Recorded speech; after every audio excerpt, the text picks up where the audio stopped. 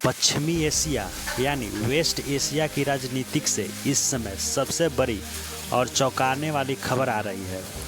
जिस ईरान को बर्बाद करने का सपना इजराइल के प्रधानमंत्री बेंजामिन नेतन्याहू सालों से देख रहे थे, आज उसी ईरान के साथ अमेरिका एक बड़ी शांति संधि करने जा रहा है। लेकिन सबसे हैरान करने वाली बात यह है कि इस ऐतिहासिक समझौते की शांति वार्ताओं से इजराइल और नेतन्याहू को पूरी तरह बाहर रखा गया। अमेरिका द्वारा ईरान पर से प्रतिबंध हटाने और अरबों डॉलर की राहत देने के इस फैसले ने नेतन्याहू को अपने जीवन के सबसे बड़े राजनीतिक संकट में डाल दिया है। आज के इस वीडियो में हम गहराई से समझेंगे कि आखिर डोनाल्ड ट्रंप और ईरान के इस डील ने नेतन्याहू के पैरों के नीचे जमीन कैसे खिसका दी है और क्यों इजराइल की जनता अब उनके खिलाफ सड़कों पर उतर गई है। ईरान के साथ ही युद्ध हमेशा से नेतन्याहू का एक बड़ा सपना रहा है। उन्होंने डोनाल्ड ट्रंप से पहले भी कई अमेरिकी राष्ट्रपतियों को इस बात के लिए मनाने की कोशिश की थी कि ईरान पर एक बड़ा हवाई हमला करके वहां की सत्ता को उखाड़ फेंका जाए। ट्रंप के राष्ट्रपति बनते ही शुरुआत में ऐसा ही हुआ। अमेरिका और इजराइल ने ईरान पर एक के बाद एक बमबारी और उनके शीर्ष कमांडरों को निशाना बनाया, लेकिन ईरान इसके लिए पूरी तरह तैयार था।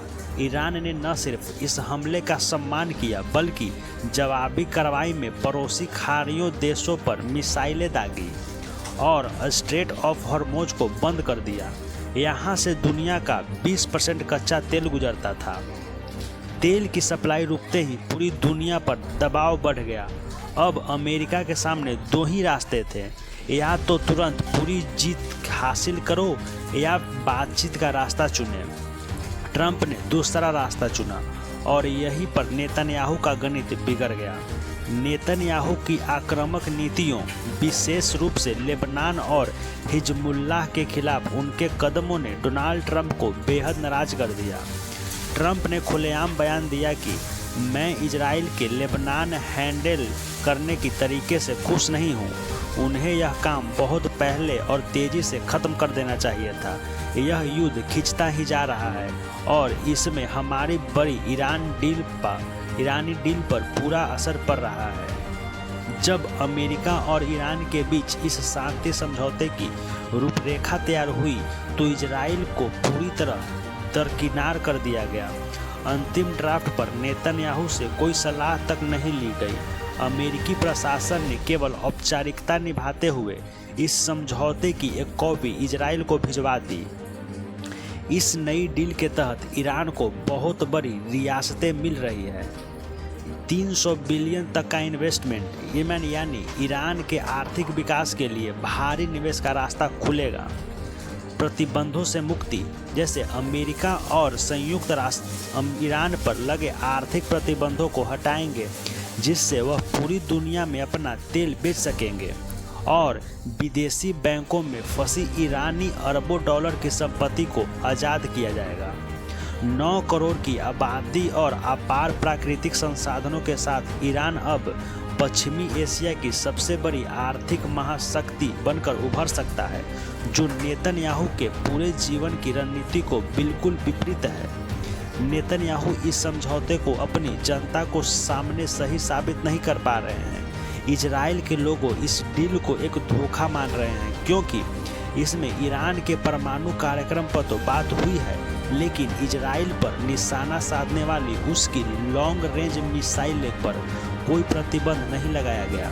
नेतन्याहू की लोकप्रियता 7 अक्टूबर 2023 को हमास के क्रूर हमले के बाद से ही लगातार गिर रही थी, जिसे उनकी सरकार की एक बड़ी इंटेलिजेंस विफलता माना गया था। इसके अलावा इसी हफ्ते नेतन्याहू से भ्रष्टाचार के आरोप को लेकर सरकारी वकीलों ने कड़ी पूछताछ भी की है। आज हालात यह है कि लगभग 60% इजरायली जनता नहीं चाहती कि नेतन्याहू अक्टूबर 2026 से पहले होने वाले अगले चुनाव में खड़े हों। तो दोस्तों, बेंजामिन नेतन्याहू के लिए यह उनके राजनीतिक सफल का सबसे कठिन दौर है। उनके कार्यकाल में 7 अक्टूबर का हमला हुआ, वाशिंगटन के साथ रिश्ते कमजोर हुए, इजराइल के खिलाफ वैश्विक जनमत तैयार हुआ और अब उनका सबसे बड़ा दुश्मन ईरान आर्थिक रूप से मजबूत होने जा रहा है। हालांकि नेतन्याहू को इजराइल का राजनीति का सबसे बड़ा माना जाता है, जो कई बार राजनीतिक शून्य से उठाकर वापस सत्ता में लौटे हैं, लेकिन क्या इस बार भी कोई जादुई चाल चल पाएंगे या उनकी किस्मत और राजनीति पूरी तरह खत्म हो चुकी। इस पूरे मामले पर और अमेरिका ईरान की इस नई शांति संधि पर आपकी क्या राय है? कमेंट सेक्शन में हमें ज़रूर बताएं। मिलते हैं अगले वीडियो में। जय हिंद।